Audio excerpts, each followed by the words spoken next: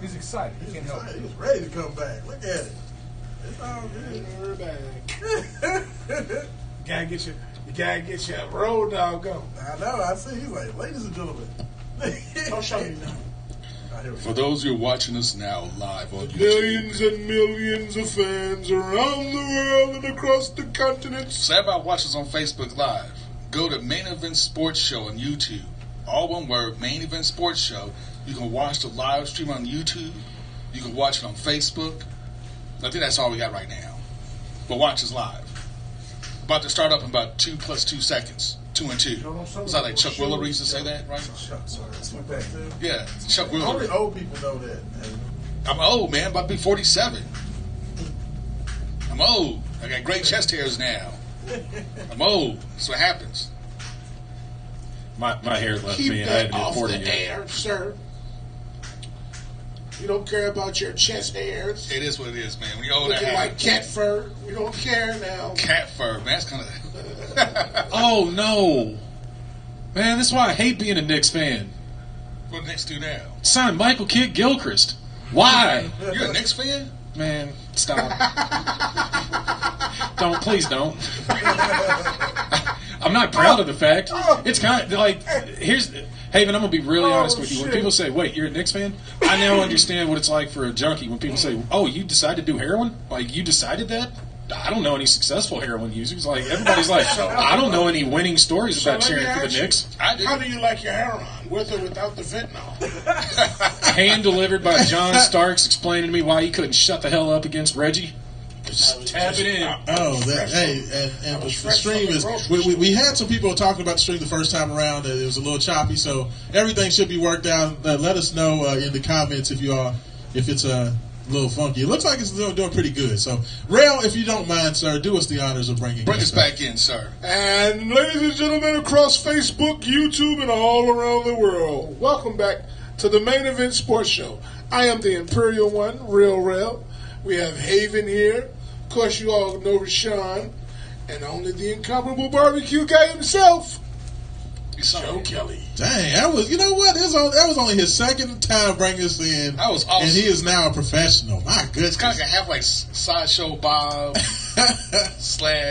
like, that was impressive. Game show announcer. I like legit. That was impressive. So you're supposed to do it. Like, whammy, press your luck.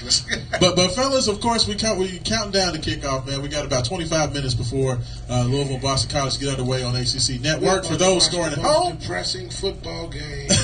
It will not be depressing. History. But it's going to be an opportunity for Louisville to beat a good team. So if they can do that, be like watching it'll be their Michael first go good to team. jail with dogs following behind. That's just wrong.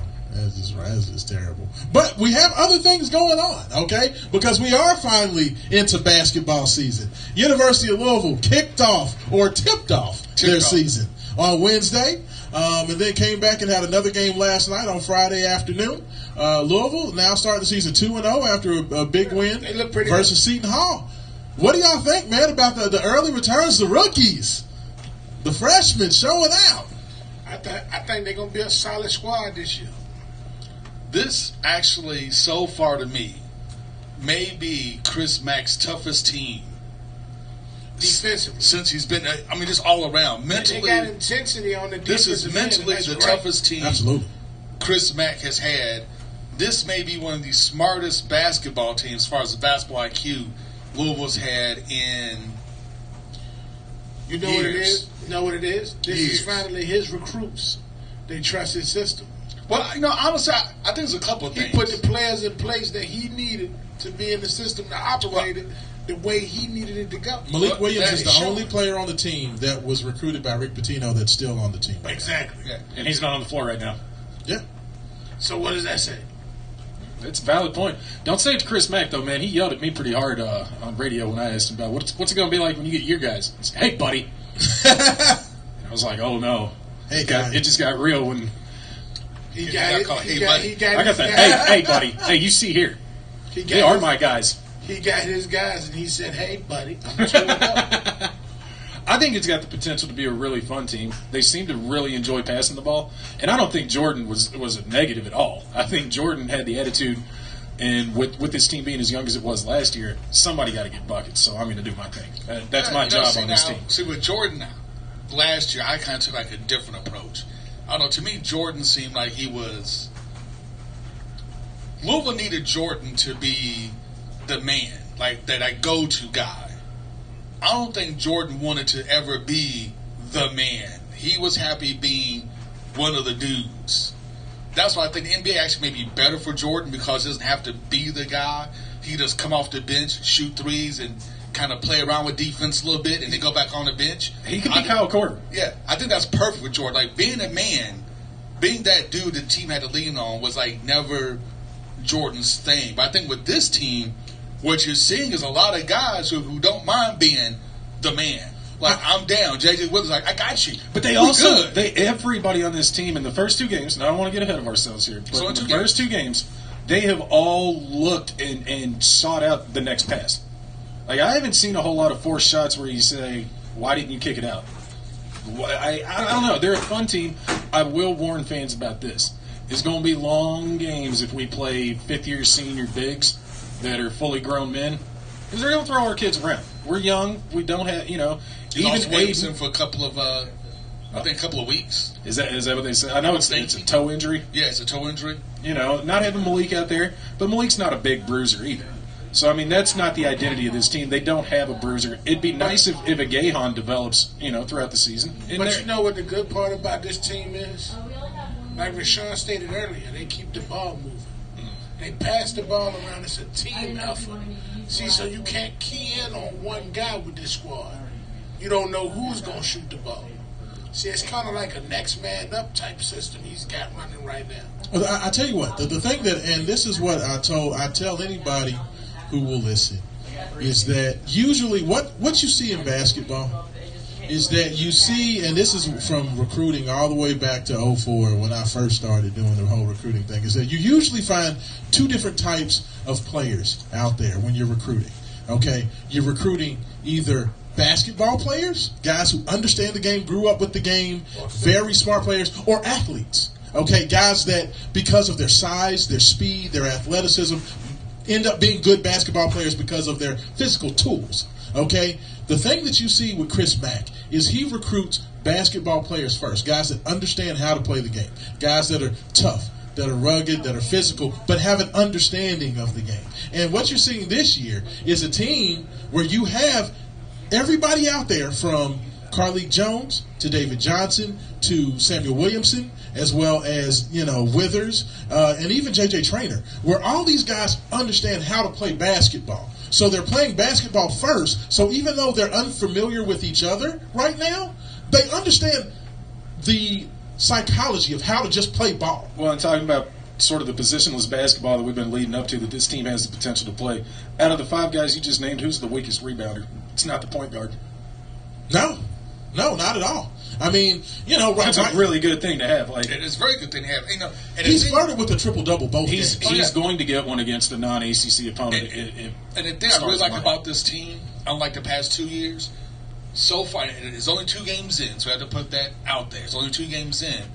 But you don't see them standing around waiting for somebody to do something. For the past 2 seasons, this team has annoyed me so much with literally one guy just be dribbling the ball, the other 4 just be standing there, and like, okay, what you gonna do? What you gonna do? What you gonna do? What you gonna do? I don't know what you gonna do. Somebody do something.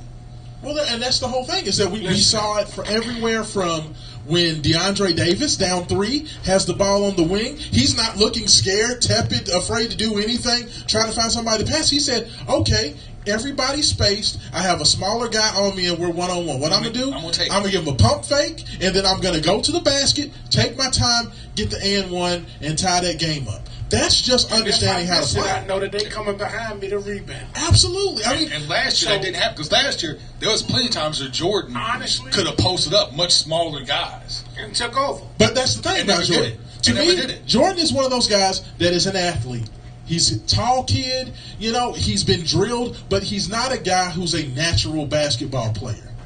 He's one of those guys that I never could properly explain it or put my finger on it. He is deceptively athletic. Nothing about him when you see him jogging down the floor makes you think he's just going to cram it on somebody out of nowhere. But he can. He was capable of doing that. I mean, how many times have Louisville fans fussed? How many Right. times have Louisville fans fussed about, man, why don't you just go and post him up? You're bigger than him. Why don't you do that? That's the Denny Crum You fan know? base. Well, and that's the thing we see with David Johnson. What will he do if he has a mismatch? He will post that guy up, put him on his back, go around and just do a nice little easy layup. Look at DeAndre Davis. He had a nice move early in the game. He had a smaller guy on him. What'd he do? Go down the lane, give a quick little pause, hesitation, and then go up for the easy finish. Those things seem simple. And before Williamson got hurt, he tried to posterize like 5 people. Absolutely. Can we talk about the fact that Williamson has got bounce that I didn't realize he had last year? Oh, like I'd seen his high school tape, but there have been a couple of tip-backs. He's going to get one of them, or he's going to go down as the Shane Bohannon of attempted putbacks. But, I mean, the spring that he's got to go up on 2 feet without a step, he's going to be a player if he stays healthy. I hope this toe injuries always freak me out. Anything on lower body from knee below, they scare me with basketball players. You never know if it's going to come back. I hope that this is not a lingering injury for him. I hope they rest him long enough so that when he comes back, this isn't something he deals with for the rest of the season As or long even his career. as long as this Louisville team stays healthy, and I am a Tar Heel fan, as long as this Louisville team stays healthy and they play like they playing, they're going to win the ACC. That's in a lot. That is huge credit, and this is the crazy thing about this team. Like when you consider, but the only reason I say that, because the chemistry that they have now it's only going to get better. is only going to increase during the season. Well, and that's the thing is that they don't even know how to play with each other yet. Like they're still learning how to play. Carly Jones and That's David the scary Johnson part. haven't figured out how to play together and play off of each other yet. Like everything that they're doing is just based on all of those guys being savvy basketball players. This is not based on comfortability level between the players. So when you look at what they have right now, consider this: when Samuel Williamson goes down with his injury at 12 minutes left, Louisville played the rest of the game, with only 2 guards on the roster, which were David Johnson and Carly Jones. But they played with basically 3 power forwards and 2 big guys. And then they would sub in sub in Dre Davis, who's more of a 3. For one of those one power forwards. But they were pretty much playing with 1 small forward, 2 point guards, and the rest power forwards on the roster the whole game. Davis appears at this point, in the limited time we've seen from him, he's got a lot of Dwayne Sutton in him. Absolutely. I think he's the glue guy on this team, potentially. I think he's the dog that comes in there, doesn't really say a whole lot. He just gives you all the stuff that, again, it's cliche, but it doesn't show up on the stat line. But when you're watching the game, to your point about why are they just standing there? The little things that go a long way to getting a bucket on a possession versus having a turnover. He just seems like a dog that's going to take you to the mattresses on a loose ball. I'm glad that we had that because I was concerned about that. And I look at this team, and, it's unfortunate Malik's out for, 3 months? Yeah, 12 weeks. Yeah, that's a hit. But with his attitude... I will say this. It's a hit, but I think it may be the best thing long-term for the team. And that's what I was going to get to, is that I think this gives the younger kids some time to learn on their own, and then the senior comes back. And this isn't a guy that is concerned about getting 10 points a night. He comes back in. He's your rim defender. He's your switch-off defender. And he's going to get you some putbacks on offense. Well, fellas, I feel like we said the same thing last year. When you look at Quinn Slazinski and what he's giving you, I think Quinn Slazinski could have done some of the things that he's doing this year for this Louisville team last year. But to me, Chris Mack seems like one of those guys, a lot like a Scott Satterfield, who's going to lean on the guys that he trusts. And when you look at the younger guys or the freshman guys, he didn't trust those freshmen last year. That's why it took him forever to put David Johnson in the starting lineup. It took him forever to give Sam Williamson a chance, even though he had a very nice first game out, starting for Louisville. It took him. He didn't really actually play Aiden Gahan at much at all. Barely played last year. I feel like the injuries may be the only reason that these young guys are getting the opportunity. But my hope is that now Chris Mack can see, you know what? I can play this young guy. These freshmen can got some play. depth on my bench. Absolutely. I don't think, to me, I feel like it would have been another very short roster. It would be nice Malik if they go Williams 9 deep in their bench, though. Oh, absolutely. Because once you get Josh Nickelberry back, he's going to play a lot, especially now that Sam is going to be out for a couple weeks.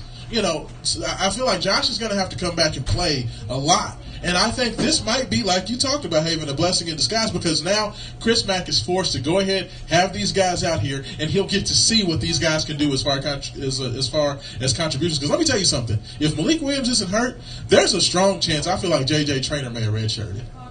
Absolutely. And the fact that now he's a guy who came out, had a very nice first game, and won the second game for Louisville. Like, that's huge to me moving forward from a philosophical standpoint, that maybe Chris Mack down the road will have more trust in freshmen to come in and help this team. Now, I'll also say this. To me, the biggest addition to this team has been Carlik Jones. That man at point guard. Definitely. This is the point guard Louisville has needed for years. He's actually coming to Russ Smith. Like, he's better than Russ. To me, he's Peyton Siebel with a jumper. Like That's fair. Who can pull up as far as understanding of the offense, because he runs the point like an actual point guard. Russ was a New York City point god. You know, he was a runner and a scorer. Yeah, he was a scorer. He was never a point like guard. His brother. I ain't saying he couldn't facilitate when he chose to. No, I will. But 4-on-1, advantage Russ. Yeah. That was being a point guard was never Russ's thing. He's going to go get you that. Interest. He's going to go get you that Rucker and one. Hey, exactly. I'm going to tell you the point where I knew we had a different level of point guard, fellas. When Carlik Jones drives down the lane and he looks off the defender who's on Aiden Gahan's back and forces that man to run to the perimeter just by the eyeballs, going out like that and throwing that little dump off to Aiden to get that easy dunk. I haven't seen a playmaker with the ball in his hands do that since Francisco Garcia. Garcia had that understanding of how to look guys open, you know, and be able to utilize his body movements and, you know, his head fakes, almost like a quarterback on a football field, to see his defenders off to make dunks. I mean, how many times did Luke Whitehead get wide open, easy dunks because Cisco would drive, look his man off, have that guy slide over, and now Whitehead gets an easy dunk?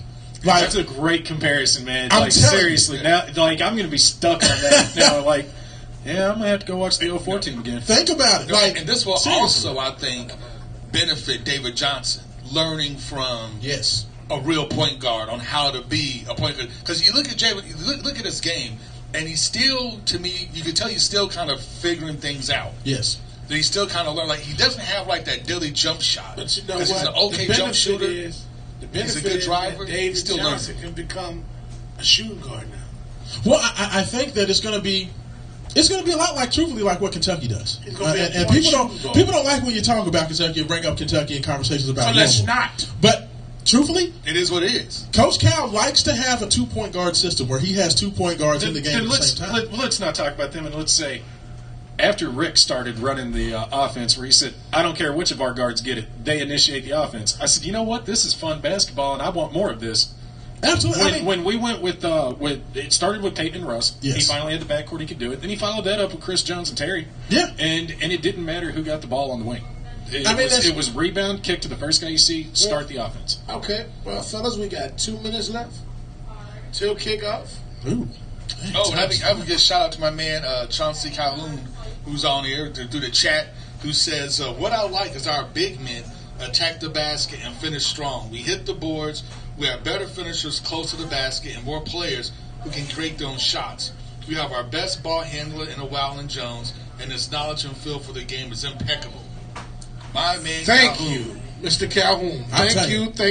Thank you, sir. Best passer, I'm going to put it on paper now, best passer since Francisco Garcia. This team's ability to score from multiple areas is the best that I've seen since that 04-05 team. Because that was the last team where you could give the ball to Cisco, he could make a play. Give the ball to Larry O'Bannon, he could make a play. Give the ball to Taekwon Dean, he could make a play. Give the ball to Ellis Miles, he could make a play. He'll drop a triple double. You think he's available to play quarterback at 4 o'clock? Hey, They gonna need hey, that's real. That's wrong. But you know what? It hurts because it's kind of true. I will say this. I am excited to watch this team grow. I'm excited to watch and see even what they're going to do against Prairie View on Sunday. And just continue to watch this team develop. Because it's going to be a fun team to watch. There's no expectation on them, really, with everything that they lost. Nobody's expecting anything, even though Jeff Goodman just put Louisville into his top 25 this morning. to put Louisville in. They're at number 25, so they're already starting to get some recognition nationally.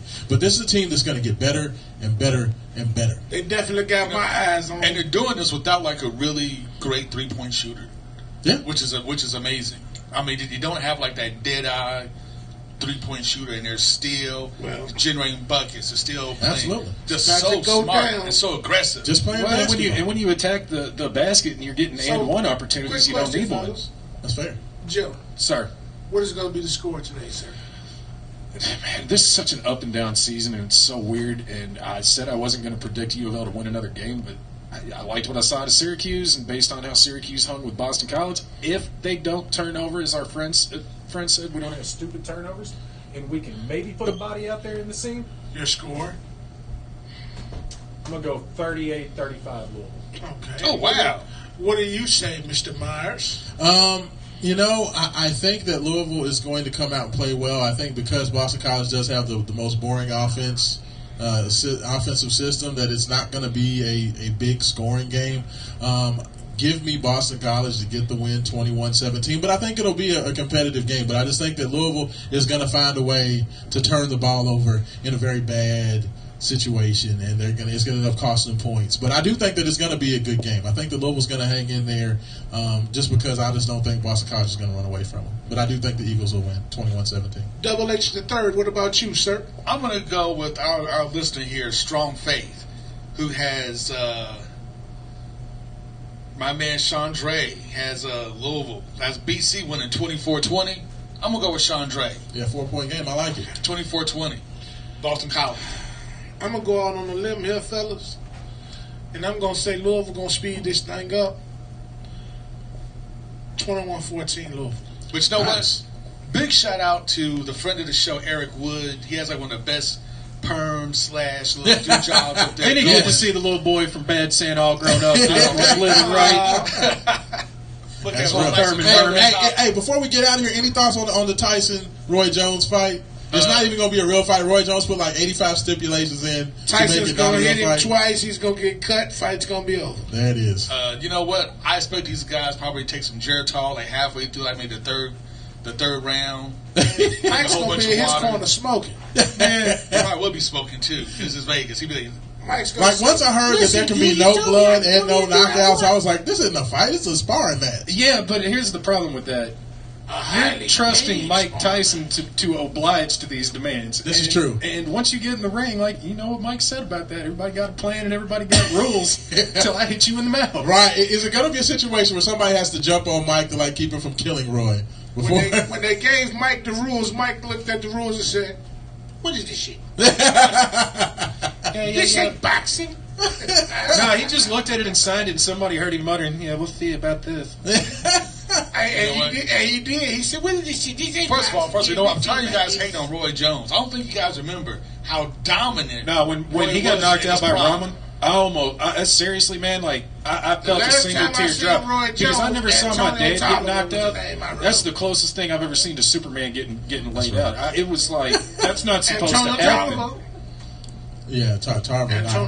Tarver, that's who it was. Yeah. Tarver. Yeah, not Rockman. Rockman was the one that had that big knot growing out. That was the greatest thing. I was so glad somebody put their fist in his big mouth. I couldn't stand Roy Jones. I love Roy Jones. But see, I'm going to tell you something. Antonio Tarver won me big money twice. I'm going to say this. With the two times that they fought, he beat Roy both. I'm going to say in Tyson's last. Thank you. Like, we're throwing the ball on first down. I'm sorry to interrupt.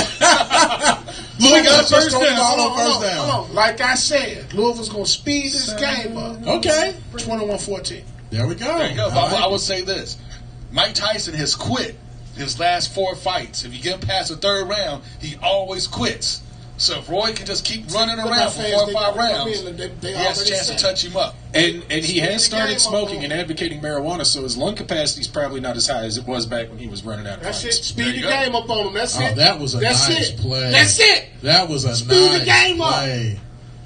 He knew it was touchdown. Don't nap on us. You know what? We're about to leave here. Thanks for listening, everybody. Chandre. Thanks for tuning in. Absolutely. Thank you, guys, man. Main Event Sports pregame show coming to you guys every week. All right, we'll be out here at FDKY Barbecue. Come out 9606 Taylorsville Road. Come get you a slab. Get you the wings. If you want the wings, Call early. Call early. Get them in. And what's the number? I always say, I don't know it off the top of my head. Come on, Joe. I know my wife's phone number and my phone number, sir. That is it. Yeah, that's fair. But you know what, fellas? Like, we like to end every show, man. Without any struggle. There is no progress. peace. Hey, peace. We out here. Yeah.